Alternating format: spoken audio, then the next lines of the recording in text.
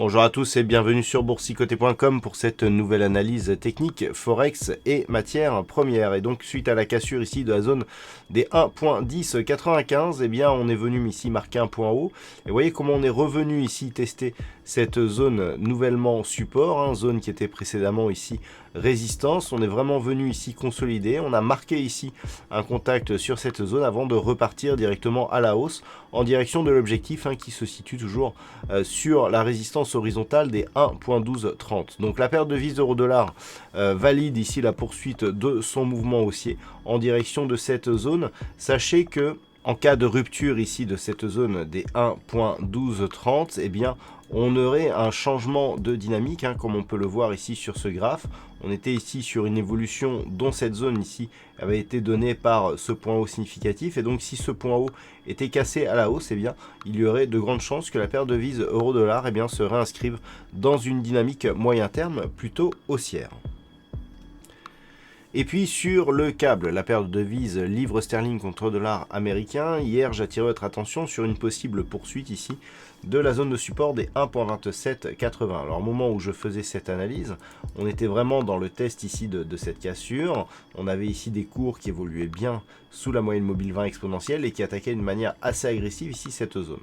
Alors on a eu un double contact ici avec deux niveaux presque horizontaux qui sont venus percer cette zone de support.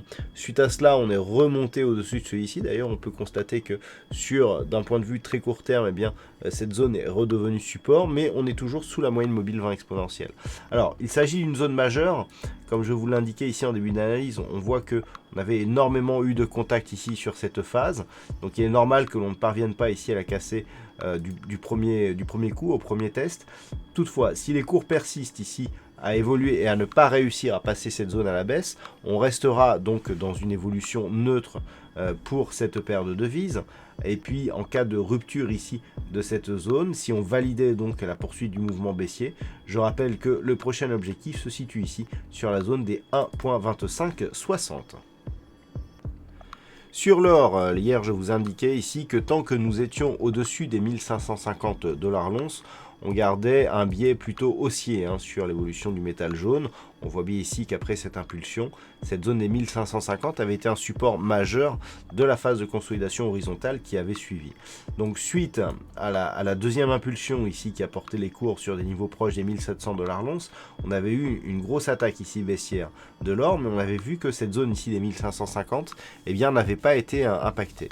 Donc on a un petit peu consolidé et aujourd'hui on remonte d'une manière assez agressive, donc on repasse au-delà des 1623 et donc on reste dans une dynamique plutôt haussière, alors un peu moins forte que si les cours étaient restés au-dessus de cette zone des 1623, mais on garde une perspective haussière avec une possible poursuite du mouvement vers un objectif qui se situe désormais à 1705 $ l'once tant que les 1623 ne sont pas cassés à la baisse. Et puis enfin sur le WTI, après cette forte baisse ici qui se dirigeait en direction des 42,50 $ le baril, donc on a marqué ici un rebond technique qui était bien anticipé ici sur les histogrammes du MACD.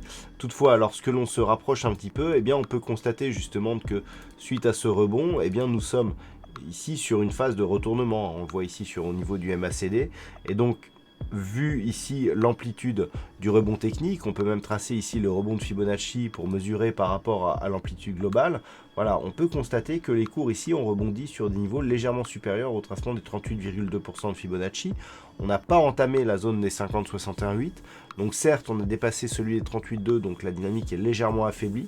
Mais si les cours repassent ici sur le retracement des 23,6%, qui se situe à 46 $ le baril, on pourrait bien ici revenir sur cette zone de point bas et casser cette zone en direction de support majeur des 42,50. Pour invalider cette dynamique plutôt baissière, il faudrait repasser ici au-delà du retracement à 61,8% de Fibonacci de la phase de baisse, à savoir 50,31, et d'un point de vue technique, au-delà de la zone ici des 51 $ le baril. Voilà donc ce que l'on peut dire sur cette analyse technique Forex et matières premières. Passez une bonne soirée, on se retrouve dès demain pour d'autres analyses techniques, toujours sur le site boursicoté.com.